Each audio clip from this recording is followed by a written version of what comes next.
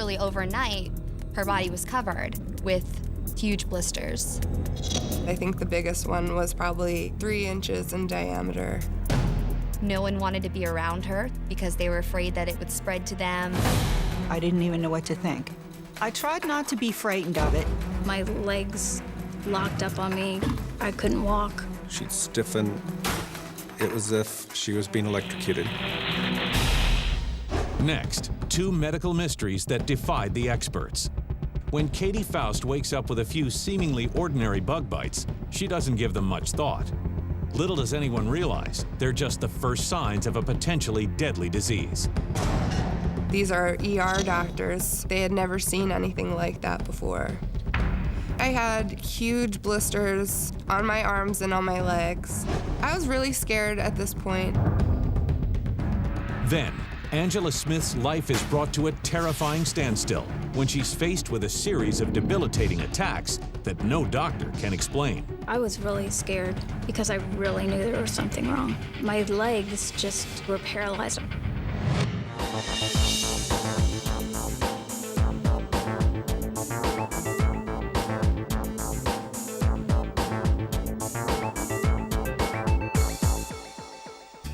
As a child growing up with 3 siblings in the suburb of Columbia, Maryland, there was no doubt that Katie Faust was the star of her family.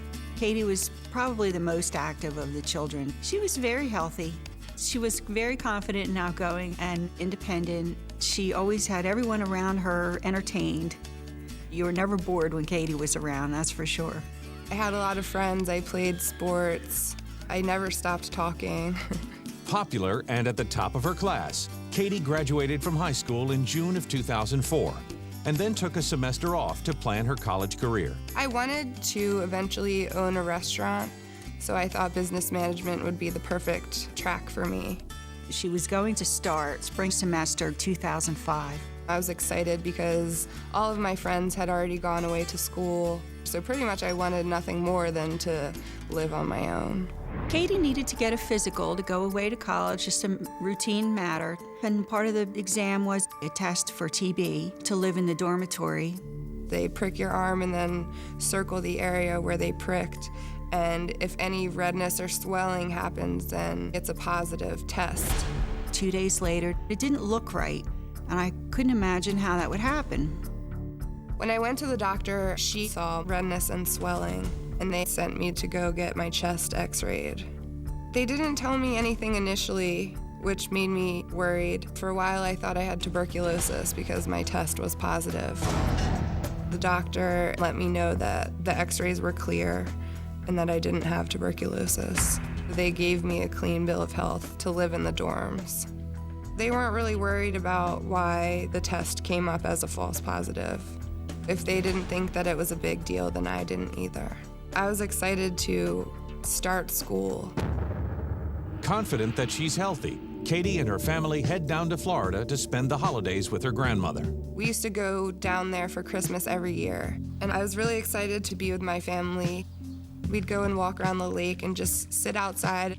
I think I was down there for about 4 days before I noticed the bug bites. They were extremely itchy.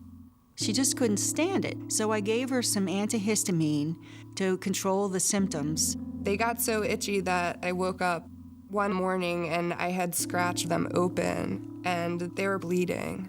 I didn't know what to think about that. It seemed pretty extreme. It strikes Katie as odd that her siblings don't seem to have any bites. But it isn't long before she begins to notice something even more peculiar about the sores themselves. They started to expand outward and into a rash, and then they had started to grow blisters around the perimeter. I didn't know what was going on. So I wanted her to make an appointment and go back and see the doctor. I went to my pediatrician, and when she looked at it, because of the itching and the redness and the blisters, she thought that it might be a staph infection. Staph infections are caused by Staphylococcus bacteria, a germ commonly found on the skin. But if staph bacteria enters the bloodstream, it can lead to sepsis, a potentially lethal condition in which the body is literally overwhelmed by the infection. My doctor prescribed antibiotics, and then I moved to college a few days later. It was about a 2-hour drive from home. It's always a nerve-wracking feeling to send your child off to school and you're not going to be there. But in this case, it was even more so. I was looking forward to meeting new friends, getting the regular college freshman experience, living in the dorms and things like that.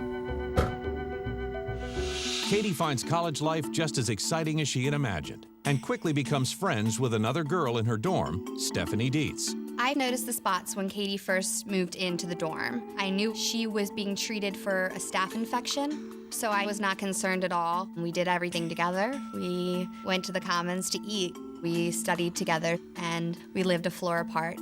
But while Katie's adjusting to her new life, she's also beginning to wonder if there could be something seriously wrong with her. I was on this strong antibiotic that should have been taking care of things. And after the 10 days, I actually noticed that things had gotten worse. The blisters were increasing in number and in size. I feel like one day we woke up and it was just everywhere. I saw full, big blisters growing on myself. It was pretty gross. They looked like oversized blisters that you would get like on your feet, but instead of being like white in color, they were like all red with like a thin membrane over top. The areas that didn't have a blister had an itchy rash. I had around 15 to 20 blisters now. I would wake up in the middle of the night because the blister was broken. I would probably wake up around 3 to 4 times during the night because I would roll over onto a wet spot in my sheets. Katie had a lot of trouble with sleeping because she would wake up in a pool of her own pus. If they would pop when she tossed and turned in the middle of the night, she would soil her sheets and soil her clothing. So it was never like she could go to sleep comfortably without the thought that she might be interrupted by, a wet spot on her sheet or having to get up and change her clothes or shower in the middle of the night. I kind of figured it wasn't a staph infection at all. I knew that I had to go back home and go to the doctor.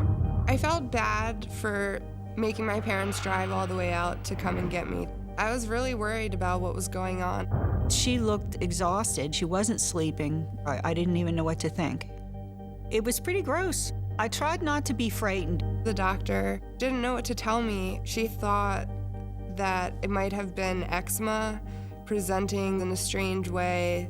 My best friend growing up had had eczema, and there was no blisters. So for my doctor to tell me that I had eczema just really confused me. But Katie's doctor isn't overly concerned and sends the 18-year-old back to school with a topical ointment she believes will do the trick. I used the ointment for about a week, even though I didn't think I had eczema, because I had no other option, and noticed that things were still getting worse. I think I probably had over 50 blisters. I felt like I was starting to lose control. It didn't seem to be getting any better at all. We were really worried for Katie. We didn't know what was going on.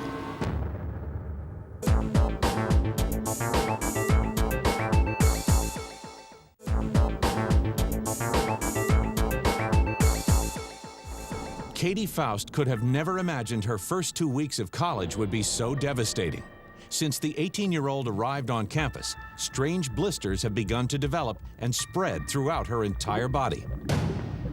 I think mentally this was really hard for Katie. Freshman year of college is hard for anyone, but the fact that she had to deal with this as well, it made her definitely, down. I wasn't doing as well in school as I had hoped because my mind just, was focused on what was wrong with me. Overwhelmed and frustrated, Katie does her best to live with the bizarre blisters, but they soon become impossible to ignore. One day, I'd put on a pair of pants, and the pants were fine when I put them on, but when I moved, my pants would pull tighter. That's when blisters would break. I would end up with little wet spots on my pants from where the fluid was leaking out. I started just wearing loose-fitting clothes, like sweatpants and sweatshirts all the time, so that I wasn't walking around with these wet spots everywhere. It was making me self-conscious. I felt like I was missing out on the normal college experience. Other kids that I knew were going out and meeting new people, just things that I felt like I couldn't do I think she did a great job of hiding it because it was winter, so you could wear long sleeves and long pants and it wouldn't be abnormal to be wearing those. I kind of turned inward because I wasn't as confident as I had normally been. We called her every couple of days just to see how she was doing. I think that she was trying not to tell us the full extent because she doesn't want to worry us. I think the biggest difference between us and her parents is that her parents were just getting the updates over the phone, and we physically saw it. And we saw how bad it got and how quickly it got bad. It wasn't, it wasn't a gradual thing. I don't think I led them to believe that I was as nervous as I really was. I wanted to handle the problem independently. I wanted to feel like, I was 18 years old and I didn't need my parents for everything anymore. But while the blistering continues to escalate in severity, nothing could have prepared Katie for the horrifying course her condition is about to take. One day I woke up and one of my blisters was just absolutely huge. The biggest one was probably 3 inches in diameter. And I had showed Stephanie because at this point I was very freaked out about it. It was like literally overnight, her body was covered with huge blisters and scabs from blisters that had already popped. They were yellow in color mostly, and then the scabs were just all red and pretty gruesome. I think we were fearing a lot of things at this point. We didn't know if it was life-threatening. We didn't know if it was gonna get worse. We didn't have any answers, so it was time for Katie to go seek more medical attention. When I went to the hospital, one of the physicians came in to look at my skin, and they had never seen anything like that before, which made me a lot more nervous because these are ER doctors. You expect that they have seen everything, and here I was, and they didn't know what to do. They told me they were just going to treat my immediate symptoms, and they gave me a prescription pain reliever. Doctors are supposed to be able to tell you what's wrong, and she still didn't have any answers. At first, I was too scared to go to the hospital because they were going to diagnose me, and now I was even more scared because they couldn't diagnose me. Frightened and embarrassed by the state her skin is in, Katie works out an elaborate routine to help keep the disfiguring blisters hidden from her dorm mates. When I came out of the shower, typically I would try to go to my room fast before anyone kind of caught a glimpse of me. But one morning when I came out of the shower, the door was open at the end of the hallway. I kind of wasn't expecting it. I realized that someone had seen me. I went into my room quickly and just tried not to make eye contact. Little does Katie know just how public her secret is about to become. The RA for the floor had come to talk to me, and she let me know that someone had informed health services that I had some type of skin lesions and wanted to know what they were from and what it was all about. She was upset and no one wanted to be around her, so it was hard.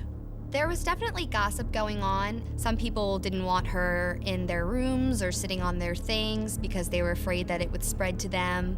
Katie's arms and legs were just plastered with wounds from old blisters and new blisters all over. I was worried that health services would try to remove me from the dorm. I was really scared. I knew something strange was going on. In order to stay in the dorms, I had to go to the student health services at my college to get checked out by the physicians there. I was really scared at this point. I had huge blisters on my arms and on my legs. The rash was pretty much covering my skin in the areas that the blisters weren't present. All of the doctors that were working that day came in to look at me. They were very freaked out. They had no idea what was wrong with me. So they sent me to